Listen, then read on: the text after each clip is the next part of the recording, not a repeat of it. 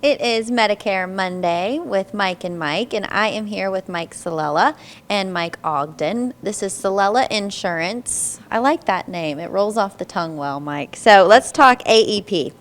Annual enrollment is upon us once again. What key dates do our viewers at home need to know of for that? Well, I like to keep this simple, and there's 3 key dates we're going to look at. Okay. October 15th, that's when all the ads hit the television. That also happens to be the beginning of the open enrollment period for the year. It's called the annual enrollment period. Okay. That runs through December 7th. That's the second crucial date. And anything that's written in that time period of those dates becomes effective January 1st. Okay, so those are the 3 dates. Yes. Okay. It is usually not a good idea to be auto-enrolled into like an insurance plan, obviously. So why is it really important that we look at all the options? That auto-enrolled you're talking about is year to year.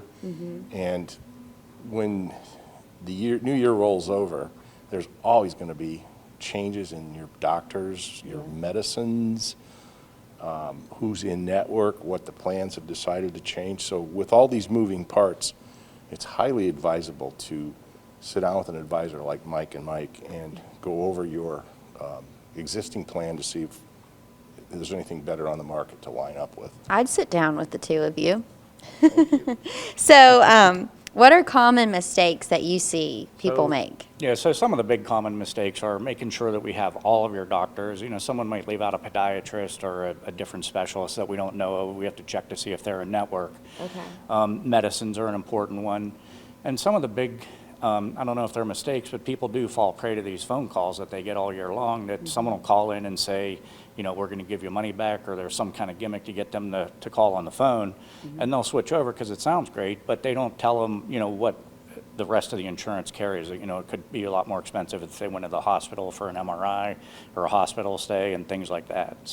So if I used you to make a Medicare selection, can I call you for follow-up questions if something isn't right? Absolutely. So Mike and Mike are kind of like the liaisons between you and the insurance company. If you ever have any issues, you have our cell phone. You can contact us anytime during the day. If we don't answer right away, we will get back to you and get your problem resolved. Okay, that's good to know. So I can call you too? Absolutely. Our clients are our assets and we are theirs, and we like to help them.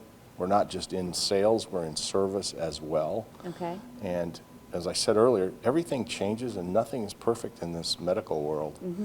As you know, from bills being coded incorrectly, that's where we get involved and help. And speaking of sales, what do you charge to do this?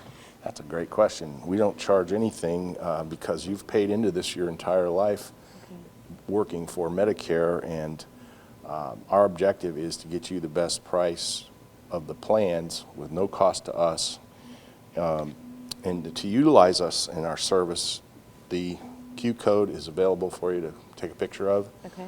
Our website's on there. You can go on there and set up an appointment. And our 800 or our number. Yeah, if somebody is not tech savvy and they don't know how to use a QR code or a website, what is a phone number? So I would program this number in your phone today because with the upcoming disruption to Part D changes, Mike and Mike are here for you. Well, Mike and Mike, we'll see you again next Monday with Medicare Monday with Mike and Mike and Lauren. Thanks, Lauren.